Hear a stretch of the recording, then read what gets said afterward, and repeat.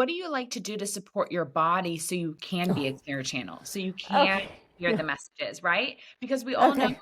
we eat processed food or a lot of sugar numbs us out. It stops us from hearing ourselves or getting the answers naturally. So what Yeah. do you do to keep clean? Okay. Well, how much time do we have? This is not a belief. This is me understanding my body over the many years, now 46, almost 47 years of understanding my body. The more work I've done spiritually, the more sensitive my body becomes. My frequency is very light overall. This is why my podcast and my membership and my brand is called Cosmic Body. I had Lyme disease, and through Lyme, I realized of how the mind-body connection and the spiritual connection and the cosmic connection is our entire physical being. So that being said, I do have a very strict diet, and I do that over the years. If you would have asked me in my 20s if I would have eaten like this, I would have been like, absolutely not, because I was like binge eating and I loved to eat sugar and I was addicted to sugar.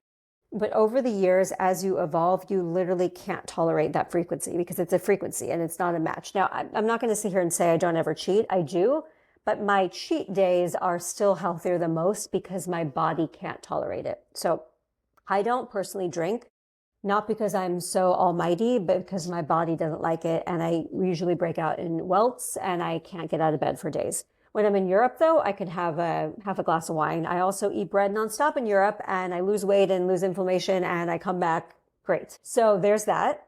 I have a very strict diet. I don't eat processed food. I don't have sugar. If I do have sugar, it's coconut sugar. So it's not, processed. It's not the best, but I don't have like artificial sugar. After this, I'm actually going in the hyperbaric chamber. So I've been doing that twice a week. I do IV ozone. I have an amp coil, which is a pulse electromagnetic device for frequency. I do coffee enemas. I do water fast. Water fast has been the most amazing thing to rest your digestive tract. And so your body can process to help with my immune system. The list can go on and on and on. I try to get the morning sun. I wear blue blockers at night. There's so many things. And to me, this is just the way I live my life. I could never be with someone that doesn't live some kind of aligned, healthy lifestyle. It would never work, ever, ever. I wouldn't even tolerate it because I can't be around that, So yes, I take care of my body. It's my channel. It has become a devotion at this point. It's definitely not an obsession. When I was younger, I did have an eating disorder. I struggled with that because I didn't actually know how to process my emotions. So I was about 21. And so I went to a clinic and I learned. Then I had my awakening at 30. So that is not a problem anymore. At this point, it's just devotion because I want to feed my body beautiful things. And,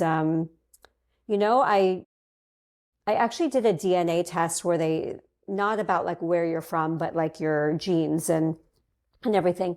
And the guy that was reading it, we were going over, he knew the work I do. And he said to me, well, he found out the work that I do. And he said to me, okay, I can see why you do the work you do, because he said, I've actually never seen someone so sensitive. And he's like, other people could have cheat days. He's like, but your body actually won't allow it. I have MTHFR gene mutations. I don't think that's everything an excuse, but my body processes slowly. So like if someone else ate a Big Mac, they could probably be okay. Honestly, I would be dead for weeks at a time. So it's not even like in my head. It's like actually, I've experimented enough to know what my body can. And then you just know that you're feeding higher vibrations. So food to me is incredibly important. I'm a Taurus. I love to eat. I don't feel like I'm ever starving by any means. I like creating. I'm not like a chef by any means, but when I have time, I like to experiment, and I like to play with that.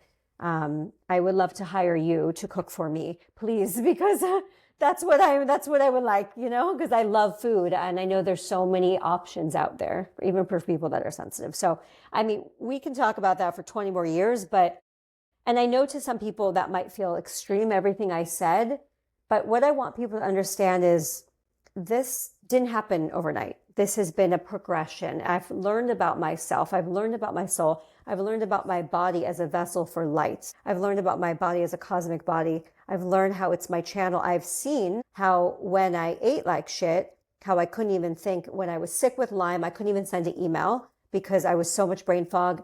My brain fog was so bad when I was at my prime of Lyme that I didn't even remember my address. I mean, it's scary. And I didn't even know how to look at a birth chart. Like I didn't know what it meant, you know? So I've experienced very severe reactions, if you could say, of that. So for me, feeling good is the most important thing. That's it. End of story. And, you know, we were even talking, I'm in a good place after the fire, mentally, emotionally. I would say my physical body just is a little slower. And so it's still tired a lot from the shock and the trauma. And it was like violent, right? So I'm just resting and allowing my body. And I think that's another thing to say is I just listen to my body and I allow. So if you don't hear anything else from this podcast, please listen to that. My body tells me what it needs. I can now hold supplements or anything in my hand. I could even look at it and I just tune in and I know exactly if it's going to be good for me or if it's a yes or no, because I have that relationship and I built that over time. So